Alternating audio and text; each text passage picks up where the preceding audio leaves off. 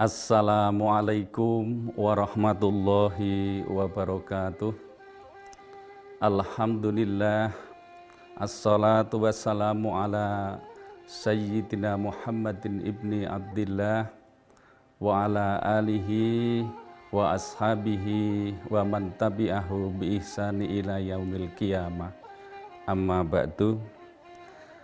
Saudara-saudaraku, para pemirsa Polybase TV di Kota Salatiga ini yang sangat dimuliakan oleh Allah, marilah pada kesempatan yang berbahagia ini kita panjatkan puji dan syukur kehadirat Allah Subhanahu wa Ta'ala yang telah melimpahkan nikmat dan rahmatnya kepada kita, sehingga pada pagi hari ini juga kita bisa bertemu muka, bisa menyaksikan apa yang kita sampaikan pada saat hari ini. Mudah-mudahan kita selalu sehat dan selalu diberkati oleh Allah Subhanahu wa Ta'ala.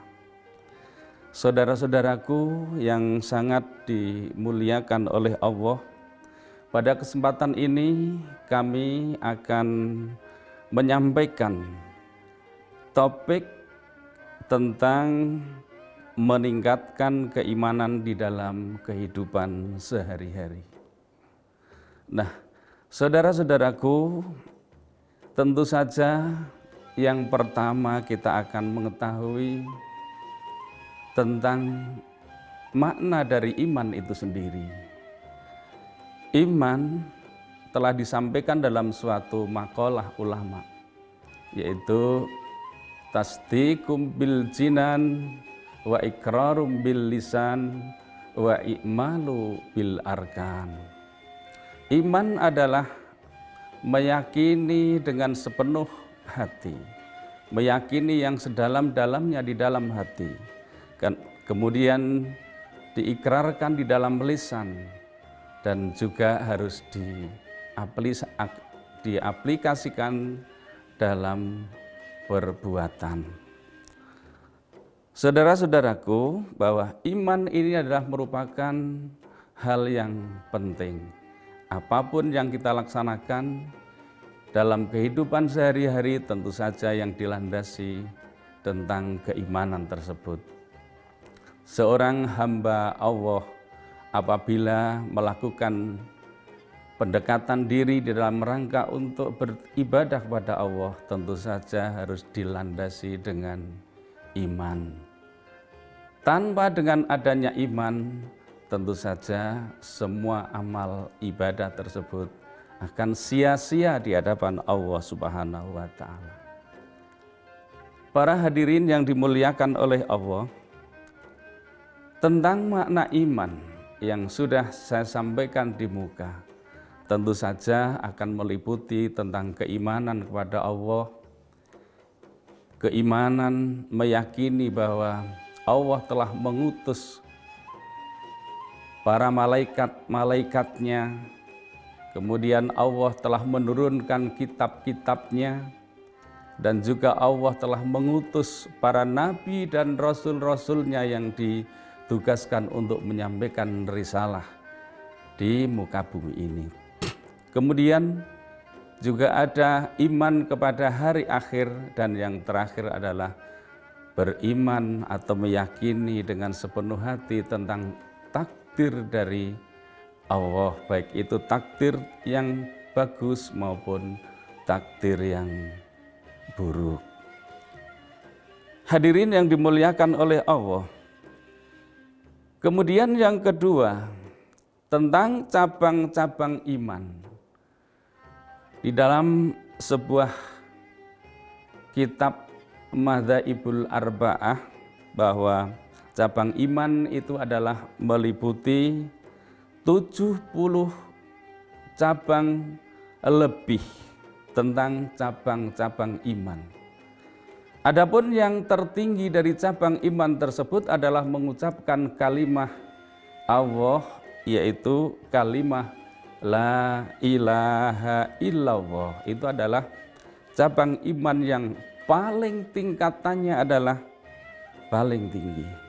Kemudian yang paling rendah adalah apabila ada seorang di antara kita menyingkirkan apapun sebuah gangguan, baik itu di duri di jalan atau batang kayu yang ada di jalan atau sebuah benda yang merintangi orang berjalan di sebuah jalan tersebut, disingkirkan agar tidak mengganggu orang lain.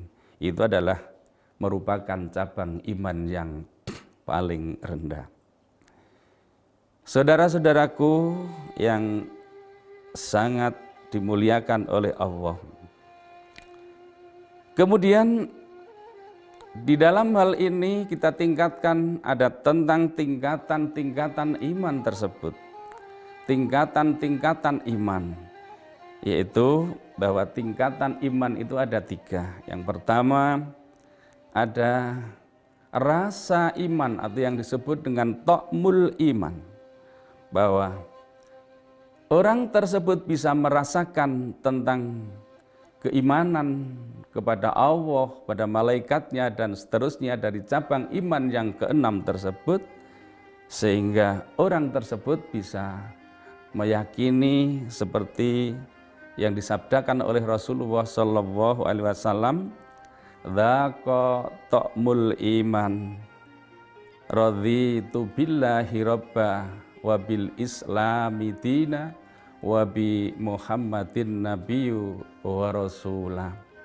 Jadi orang yang sudah bisa mencicipi rasanya iman, orang tersebut harus sudah mampu di dalam hatinya merelakan bahwa Allah sebagai Tuhan, Allah sebagai tempat pemujaan, sebagai penghambaan dari seorang hamba kepada Tuhannya, yaitu Allah Subhanahu wa Ta'ala, dan rela akan Islam sebagai agama, juga rela bahwa Nabi Muhammad itu adalah sebagai Rasul dan utusan dari Allah Subhanahu wa Ta'ala. Hadirin yang dimuliakan oleh Allah,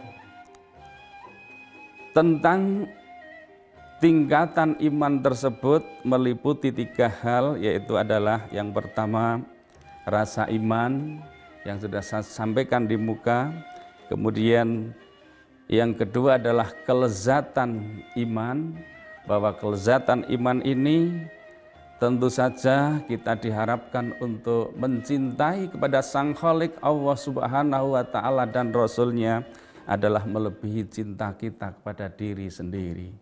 Kemudian yang kedua, kita mencintai kepada sesama kita, kepada orang lain, orang di sekeliling kita, adalah cinta tersebut hanya karena Allah saja. Tendensinya tidak ada lain, hanya karena Allah.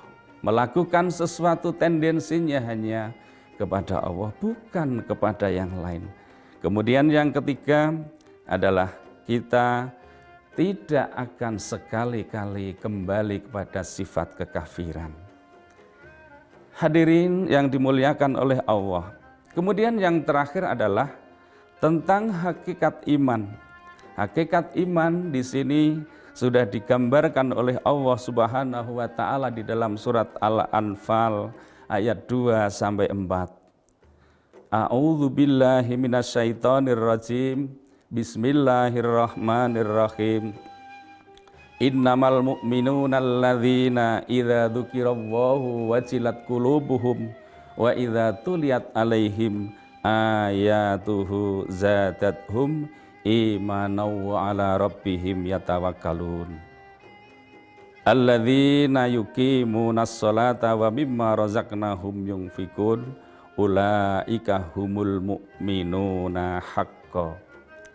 Yang artinya kurang lebih adalah sesungguhnya orang-orang yang beriman itu adalah orang yang apabila dibacakan ayat-ayat Allah, disampaikan ayat-ayat Allah dari ayat-ayat Al-Quran, maka orang tersebut akan bergetar hatinya.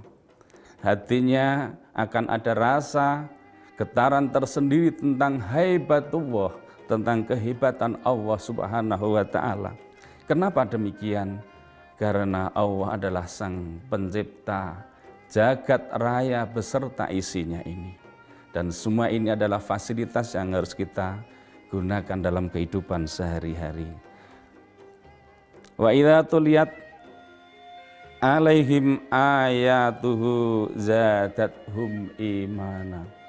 Apabila kita mendengarkan ayat-ayat Allah, mendengarkan ayat-ayat Allah, maka akan selalu bertambah imannya.